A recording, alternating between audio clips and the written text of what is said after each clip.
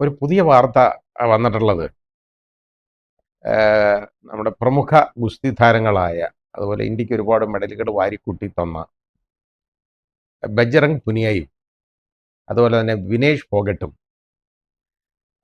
കോൺഗ്രസിൽ ചേർന്നു എന്നുള്ളതാണ്. രണ്ടുപേരും ഹരിയാനയിൽ നിന്നുള്ളവരാണ്. ഇപ്പോൾ അവിടെ ഇലക്ഷൻ നടക്കാൻ പോവുകയാണ്. അവർക്ക് മിക്കവാർക്കും രണ്ടു പേർക്കുമോ അല്ലെങ്കിൽ അതിൽ ആർക്കെങ്കിലുമോ അവിടെ മത്സരിക്കാനുള്ള ഒരു വേദി അത് നിർബന്ധമായിട്ട് വിനേഷ് ഫോഗട്ടിനായിരിക്കും എന്ന് ഞാൻ വിശ്വസിക്കുന്നു. ഏറ്റവും ഒരാൾക്കാണെങ്കിൽ അല്ലെങ്കിൽ രണ്ടു പേർക്കും കൊടുക്കും എന്നാണ് എൻ്റെ ഒരു മത്സരിക്കാനുള്ള വേദി കൊടുക്കും എന്നാണ് ഞാൻ കരുതുന്നത്. അപ്പോൾ ഇത് ഞാൻ പ്രതീക്ഷിച്ച ഒരു സംഭവം തന്നെയാണ്. കാരണം അവർ രണ്ടുപേരും റെയിൽവേ ഉദ്യോഗസ്ഥരാണ്. സ്പോർട്സ് കോട്ടയിൽ അവർക്ക് റെയിൽവേയിൽ ഉദ്യോഗസ്ഥരാണ്. അപ്പം ഇലക്ഷന് മത്സരിക്കണമെങ്കിൽ ഒരു ഗവൺമെൻറ് ഉദ്യോഗം വഹിച്ചുകൊണ്ട് സെൻട്രൽ ഗവൺമെൻറ്റിലോ സ്റ്റേറ്റിലോ ഉള്ള ഉദ്യോഗം വഹിച്ചുകൊണ്ട് ചെയ്യാൻ പറ്റത്തില്ല. അപ്പോൾ അവർ രണ്ടുപേരും രാജിവെച്ചു. കാരണം എന്താണെന്നറിയാം ചെയ്യാൻ കാരണം, ഇനി ഇത് രാജിവെച്ചില്ലെങ്കിൽ പോലും ഇവർ മരിക്കുന്നവരെ ഇവരെ സർവീസിൽ നിന്ന് പിരിയുന്നത് വരെയും ഇവരോടുള്ള പകയുണ്ടല്ലോ കാണിച്ചുകൊണ്ടിരിക്കും. ഇങ്ങനെ പക വീട്ടൽ അതിനവർക്ക് സമയമില്ല. അവരുടെ ഗുസ്തിയെ സംബന്ധിച്ചിടത്തോളം ഏതാണ്ട് ആ ഒരു തീരുമാനമാക്കിയിട്ടുണ്ട്. വിനേഷ് ഫോഗട്ടിനെ കുറേ നടന്ന് റെഡിയാക്കി തോൽപ്പിച്ചെടുക്കാൻ പറ്റി. അതുപോലെ തന്നെ ബജ്റംഗ് പുനിയയ്ക്കും ഇനി ഒരു വലിയ ഭാവിയൊന്നും അതിൽ വരത്തില്ല. പക്ഷേ ജനങ്ങളുടെ ഇടയിലേക്ക് ഇവർ ഇറങ്ങിച്ചെന്നാൽ അവർക്ക് ജനങ്ങളുടെ ആദരവുണ്ടെന്നുള്ളത് നമ്മളെല്ലാം തിരിച്ചറിഞ്ഞിട്ട് കണ്ടതാണ്. വിനേഷ് ഫോഗട്ട് തോൽപ്പിക്കപ്പെട്ട് എന്നേ ഞാൻ പറയുന്നുള്ളൂ, തോറ്റെന്ന് പറയുന്നില്ല. വിനേഷ് ഫോഗട്ട് തോറ്റിട്ടില്ല.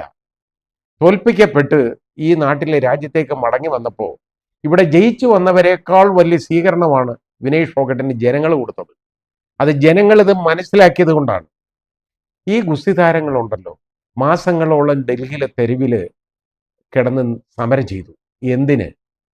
അതായത് അതിലെ സ്ത്രീകളുടെ വനിതകളുടെ ചാരിത്രം കാത്തു സൂക്ഷിക്കാൻ വേണ്ടിയുള്ള ഒരു സമരമായിരുന്നു അത്. ഇവിടെ എപ്പോഴും ബേട്ടി ബച്ചാവോ എന്നൊക്കെ വിളിച്ചു പറയുന്ന വലിയ നേതാക്കൾ നമ്മുടെ രാജ്യത്തുണ്ടല്ലോ, അവരെ ഒന്നും അന്ന് അവിടെ കണ്ടില്ലല്ലോ. അതിന് പകരം അവർ തെരുവിലൂടെ വലിച്ചിഴക്കിയായിരുന്നു വിനേഷ് ഫോഗട്ടിനെ പോലീസ്, ഡൽഹി പോലീസ്. നമ്മൾ കണ്ടതാണ്, എല്ലാവരും ലോകം മുഴുവൻ കണ്ടതാണ്. അവരെന്തിനവർ സമരം ചെയ്തു എന്നുള്ളത് പുറത്ത് ഈ ലോകം മുഴുവൻ അറിഞ്ഞ് നാണക്കേടുണ്ടായ ഒരു സംഭവമാണ്. അവര് ആ സ്ത്രീകളുടെ, അതായത് ഗുസ്തി താരങ്ങളുടെ, അതിലെ വനിതകളുടെ, പെൺകുട്ടികളുടെ മാനം രക്ഷിക്കണമെന്നുള്ളതിന് വേണ്ടി, രക്ഷിക്കാൻ വേണ്ടിയാണ് അവിടെ അത് ചോദിച്ചുകൊണ്ട് മാത്രമാണ് അവർ സമരം ചെയ്തത്. അല്ലാതെ അവർ സമ്പത്തിനോ പണത്തിനോ വേറെ ഒന്നിനുമല്ല. അതായത് ബ്രിജ് ഭൂഷൺ എന്ന് പറയുന്ന അന്നത്തെ MP ആയിരുന്ന ഈ ഗുസ്തി ഫെഡറേഷന്റെ തലപ്പത്തിരുന്ന ആള്, അയാള് ഈ ചെയ്തുകൊണ്ട് അയാൾ പീഡനവീരനാണെന്ന് ആരോപിച്ചാണ് ഈ പെൺകുട്ടികൾ അവിടെ സമരം ചെയ്തത്.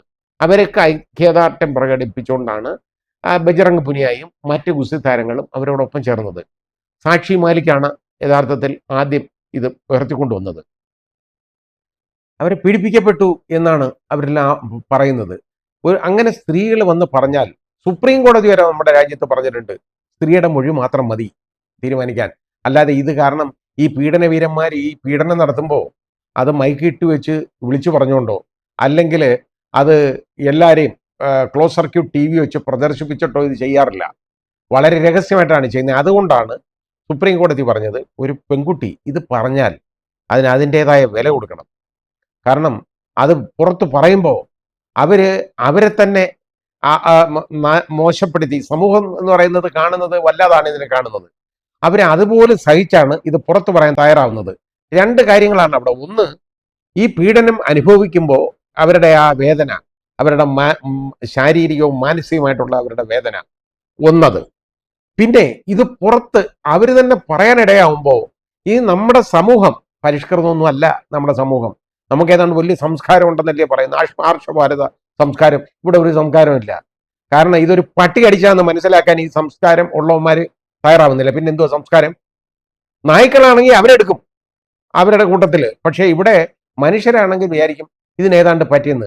ഇതൊരു പട്ടി അടിച്ചതേ ഉള്ളൂ, അല്ലെങ്കിൽ ഒന്ന് കുളിച്ചാൽ പോകുന്നതേ ഉള്ളൂ എന്നൊന്ന് തിരിച്ചറിയാൻ യവന്മാർ തയ്യാറല്ല. പിന്നെയാണ് ഈ സംസ്കാരം. ഈ സംസ്കാരമുള്ള സമൂഹത്തിൽ ഇവരിത് വിളിച്ചു പറയുമ്പോൾ അതിൽ നിന്ന് അവർക്കുണ്ടാകാനുള്ള ഇടയുള്ള അവഹേളനം, അതിലുള്ള മനോവേദന, ഇത് രണ്ടും സഹിച്ചാണ് ഈ പെൺകുട്ടികൾ അവിടെ സമരം ചെയ്തത്. എന്നിട്ട് അവരെ തെരുവിലൂടെ വലിച്ചഴിച്ചതല്ലേ നമ്മൾ കണ്ടത്. അതിൻ്റെ അറിഞ്ഞല്ലോ. അതിന്റെ അതിന്റെ പുറയിലുണ്ടായിരുന്ന BJP ഇത് അറിഞ്ഞല്ലോ എന്താണെന്ന്. ബ്രിജ്ഭൂഷണെ എന്നിട്ട് ഇവർ തള്ളിപ്പറയാൻ തയ്യാറായില്ല. ഇപ്പോ 2 ദിവസം മുമ്പ് രണ്ട് ദിവസം മുമ്പ് അവിടെ ഉത്തർപ്രദേശിലെ ഗോണ്ട എന്ന് പറയുന്ന സ്ഥലത്ത് നടന്ന ഒരു പൊതുസമ്മേളനത്തിന് ബ്രിജ്ഭൂഷണും ഉണ്ടായിരുന്നു. അതിനകത്ത് ഏതോ ഒരു രാഷ്ട്രീയ നേതാവ് ഘോരഘോരം ഈ ഗുസ്തി താരങ്ങളുടെ ഭാഗത്ത് ഉണ്ടായ അവരുടെ ആരോപണത്തെക്കുറിച്ചും അവർക്ക് ഉണ്ടായ ബന്ധപ്പാടുകളെക്കുറിച്ചും ഒക്കെ വന്ന് പറഞ്ഞു കഴിഞ്ഞപ്പോൾ ബ്രിജ്ഭൂഷൺ പ്രസംഗിക്കാൻ എഴുന്നേറ്റ് പൊട്ടിക്കരയുന്നു. അത് ANI റിപ്പോർട്ട് ചെയ്തിട്ടുണ്ട്, നമുക്ക് കാണാം. പൊട്ടിക്കരഞ്ഞുകൊണ്ട് പറഞ്ഞു, അന്നേ ഞാൻ പറഞ്ഞില്ലേ കോൺഗ്രസ്സുകാർ അതിന്റെ പുറയിലെന്ന്. ശരിയാണ്, കോൺഗ്രസ്സുകാർ ഇതിന്റെ പുറയിലല്ല. ഈ ഗുസ്തി താരങ്ങളുടെ സമരത്തിന് ഐക്യദാർഢ്യം പ്രകടിപ്പിച്ചുകൊണ്ട് കോൺഗ്രസ് പോയി. അത് അവരുടെ ഭാഗത്തു നിന്നുള്ള നന്മയായിട്ട് കാണണ്ടേ? അപ്പോൾ കോൺഗ്രസ്സുകാരാണ് ഇത് ഉണ്ടാക്കിയത്. കോൺഗ്രസ്സുകാരെ ഇവരെ പിടിക്കാൻ പോയതല്ലല്ലോ, ഗുസ്തി താരങ്ങളെ ഒന്നും അവരെ പിടിപ്പിക്കാൻ പോയതല്ലല്ലോ. ഈ പീഡന വീരന് കണ്ണീര് അണിയാൻ ഇപ്പൊ അവസരമുണ്ട്. അന്നേ ഞാൻ പറഞ്ഞതാണ്, ഏതാണ്ട് അയാൾ വലിയ കാര്യം ചെയ്തെന്നുള്ളതാണ് പറഞ്ഞുകൊണ്ടിരിക്കുന്നത്. വലിയ കാര്യം ചെയ്തു. ഇപ്പൊ അയാളെ ചവിട്ടി പുറത്താക്കാൻ ഇവർക്ക് പറ്റുന്നല്ലോ. ഇപ്പോഴും അയാളെ തള്ളി പറയുന്നില്ലെങ്കിലും അയാൾക്ക് സീറ്റ് കൊടുത്തില്ല. ഇപ്പൊ വേറെ ഔദ്യോഗിക സ്ഥാനമൊന്നുമില്ല. പക്ഷേ ഈ സംഘടനയുടെ തലപ്പത്ത് അയാളുടെ ബെനാമിയെ, അയാളുടെ ഡെമ്മിയെ പിടിച്ചു വെക്കാൻ ഇപ്പോഴും ഉള്ള അവസരമായി കൊടുത്തു. ഇപ്പോഴും അതാ നടന്നുകൊണ്ടിരിക്കുന്നത്. അതുകൊണ്ട് ഗുസ്തി താരങ്ങളെല്ലാം മാനസികമായിട്ട് അവരുടെ മുറയിൽ മുഴുവൻ തകർന്നു. ആ രീതിയിലാണ് പോയിക്കൊണ്ടിരിക്കുന്നത്. ഇന്ത്യക്ക് ഒരുപാട് മെഡലുകൾ ഗുസ്തി മാത്രം കിട്ടേണ്ടതാണ്. ഈ ബ്രിജ്ഭൂഷൺ ഇല്ലായിരുന്നെങ്കിൽ അതാദ്യം ഒന്ന് മനസ്സിലാക്കണം. അതിൻ്റെ ആ അവഹേളനം ഏറ്റെടുക്കേണ്ടത് ഈ BJP എന്ന് പറയുന്ന പാർട്ടിയാണ്, വേറെ ആരുമല്ല. അതിൻ്റെ തലപ്പത്തിരിക്കുന്ന ആളുകളുമാണ്. കാരണം അവരൊന്ന് തിരിച്ചറിയണം, ഇതുപോലുള്ള പീഡന വീരന്മാരെ സംരക്ഷിക്കുമ്പോൾ ബേട്ടി ബച്ചാവോ എന്ന് പറയുന്നത് നാടകമാണെന്ന് ജനങ്ങൾ തിരിച്ചറിയണം, അറിയും എന്നവരൊന്ന് മനസ്സിലാക്കണം. അതായത് ഇവിടെ നമ്മൾ കാണുന്നത് ഈ പൊട്ടിക്കരച്ചിലുണ്ടല്ലോ ബ്രിജ്ഭൂഷന്റെ. അയാൾ കരഞ്ഞ് എന്ത് ചെയ്യാനാണ്?